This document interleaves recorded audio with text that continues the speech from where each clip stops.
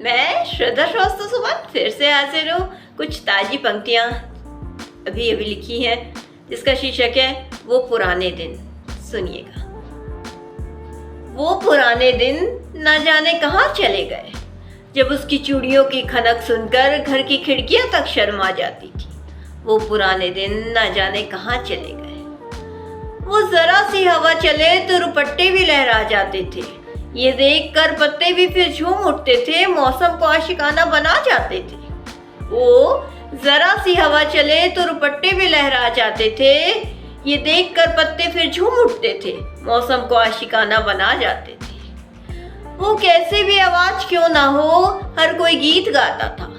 कोई प्रेम तो कोई विरह, जैसे जिसके सुर लगे उन दिनों हर कोई संगीत सुनाता था। वो कैसी भी आवाज क्यों ना हो, हर कोई गीत गाता था।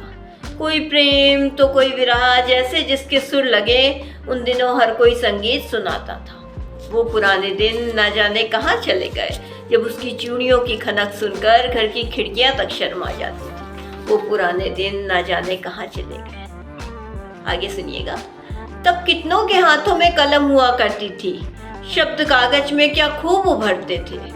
महक उठता था वो कागज भी, जिसमें इजहारे प्रेम हुआ करता था।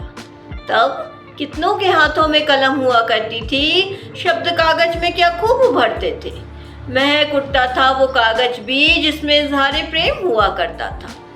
और बारिश की बूंदों से ही सिर्फ पन्ने नहीं भीगा करते थे, किसी के इनकार से भी ये पन्ने भीग जाया करते थे। और बारिश की बूंदों से ही सिर्फ ये पन्ने नहीं भीगा करते थे, किसी के इनकार से भी ये पन्ने भीग जाया करते थे।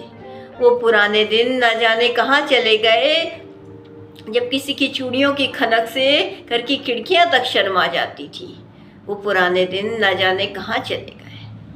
वो सर पे बाल कम होते थे तो भी लड़के इतराते थे। उन दिनों दिल देखा जाता था, तब दिमाग उतना कहाँ चलाया जाता था। वो सर पे बाल कम होते थे तो भी लड़के इतराते थे। उन दिनों दिल देखा जाता था, तब दिमाग उतना कहाँ चलाया जाता था।